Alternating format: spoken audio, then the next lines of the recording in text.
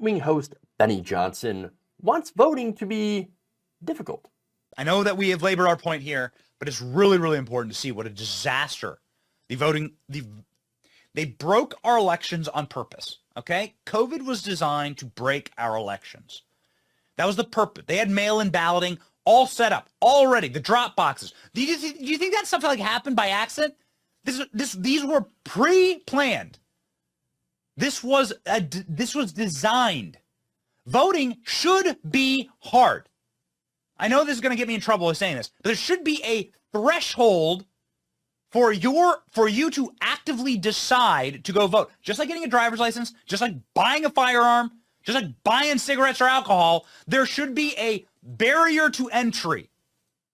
Meaning you should have to want to do those things. It shouldn't be made illegal, obviously. It shouldn't be made too hard. You shouldn't be kept from voting, but you should have to want to vote. Your vote should be something valuable that you go and obtain.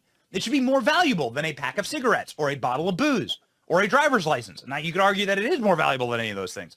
Therefore, you should have to want to vote. You should do it in an orderly fashion, and in a fashion that is systematic and that is locked down. Okay, so there's a lot there. We're going to dive into it. We're going to analyze it. But first, let me just notice the accidental admission, as well as the conspiracy theorizing, and of course the slight walk back.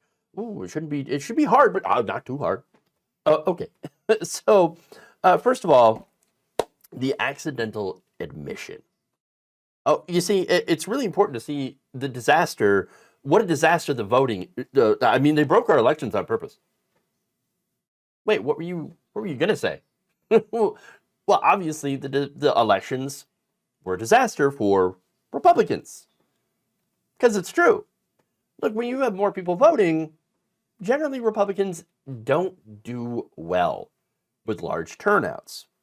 And there's a reason. Their policies aren't popular, which is why they have to lie about them. For example, Democrats being for post-birth abortions, not a real thing.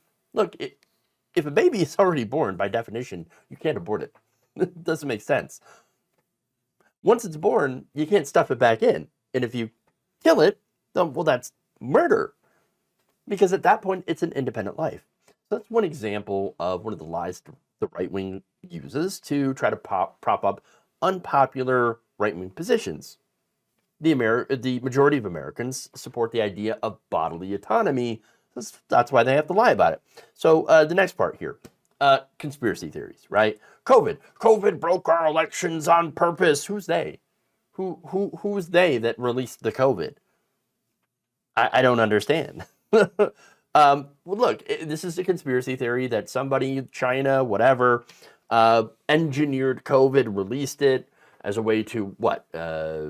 Make voting harder for Republicans? Help Joe Biden? But wait a minute. These measures to make voting easier actually do help Republicans vote easier too. Now, the only issue that impacted them is there just happens to be less Republicans, more people that tend to vote Democratic. So when you make it easier for Democrats to vote and give them a reason to turn out, then yeah, then Republicans are not going to do as well in elections. Sad day for you, right? So states made it easier for everybody to vote, and that included using mail-in ballots, absentee ballots, drop boxes, and all of that.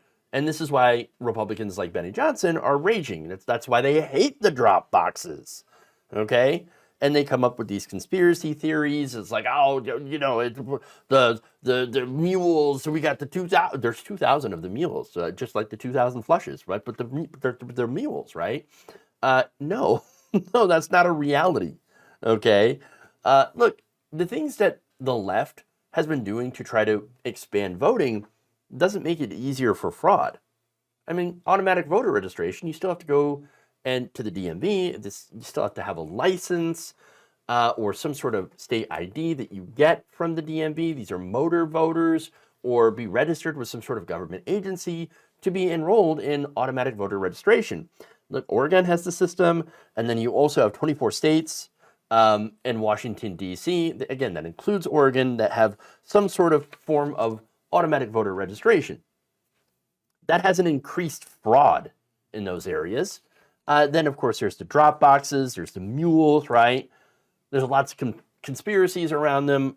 absolutely no evidence. In fact, states across the country told the Associated Press that there were no cases of fraud, vandalism, or theft involving the drop boxes that could have affected election results. But that hasn't stopped the right wing from banning them anyway. Red states, they've been on a banning spree of drop boxes. And of course, there's been bans on ballot harvesting, which again, ballot harvesting is different than the alleged mules, right? So this mule conspiracy is like, oh, they were paid $10 for every fraudulent ballot that they gathered and deposited in these boxes.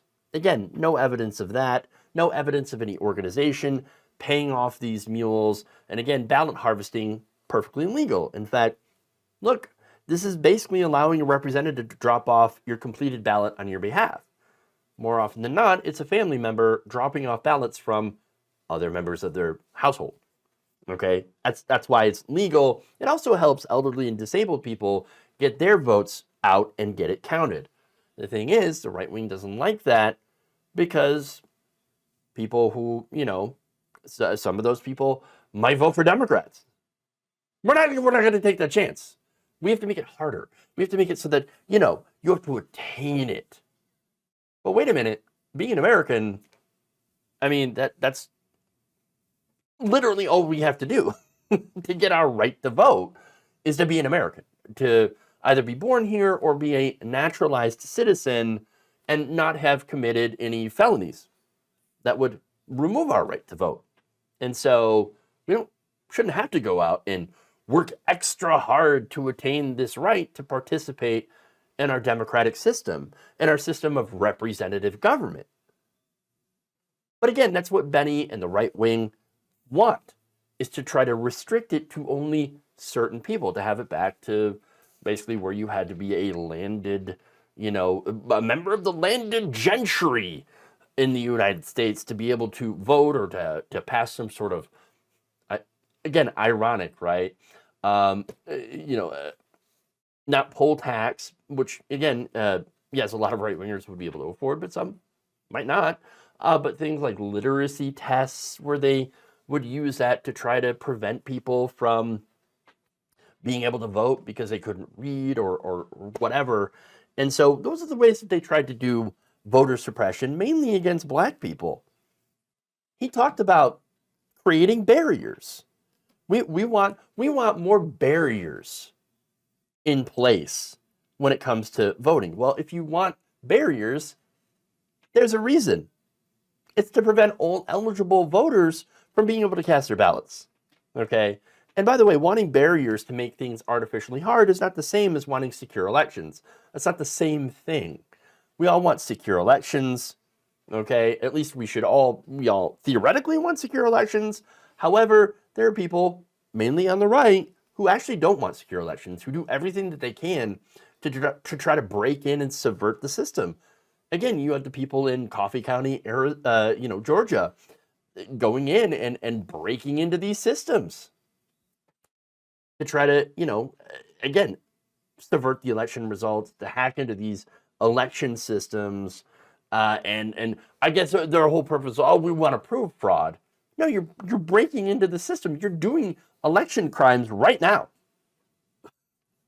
They're breaking into machines. There are people that are forging ballots. There are people that are, stuffing ballots, ballot boxes. Again, pretty much all, for the most part, centered in the right wing.